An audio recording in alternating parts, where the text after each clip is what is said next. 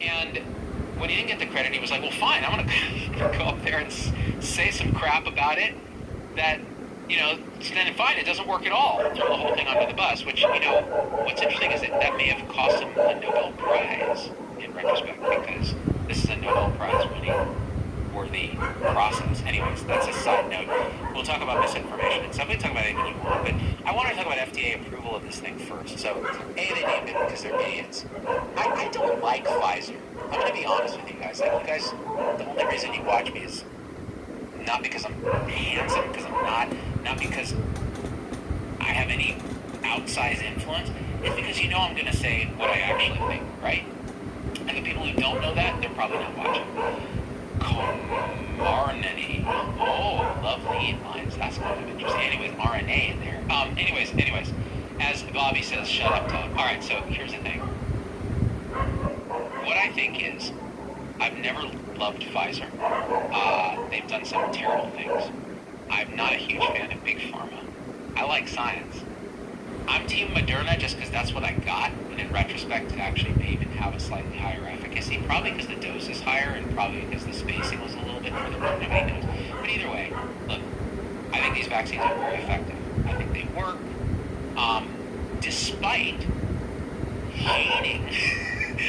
When I say Big Pharma, I'm talking about the marketing and the business and the profit motive and the lobbying and all the other stuff. I hate it.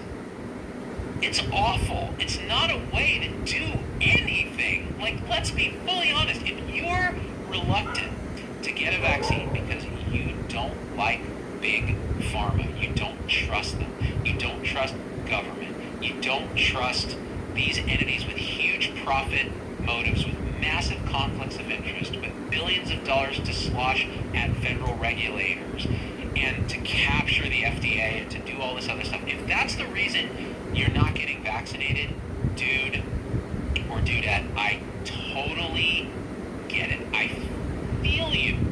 I absolutely get it.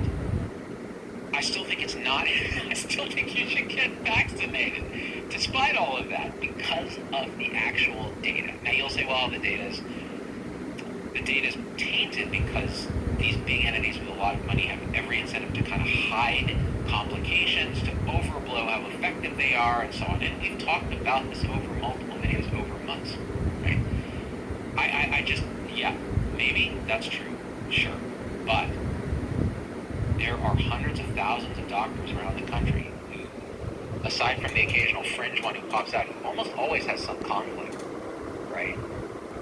They're not seeing this. They're not saying, oh, this is what we're seeing. And if you look at the vaccine adverse event reporting system, people will say, well, look at all the deaths after vaccine, and look at the Bell's palsy, and look at the miscarriages, and look at all the things they're reporting in VAERS. That misunderstands the fundamental what VAERS is. So anyone can report into the vaccine adverse event reporting system. It turns out, actually, to some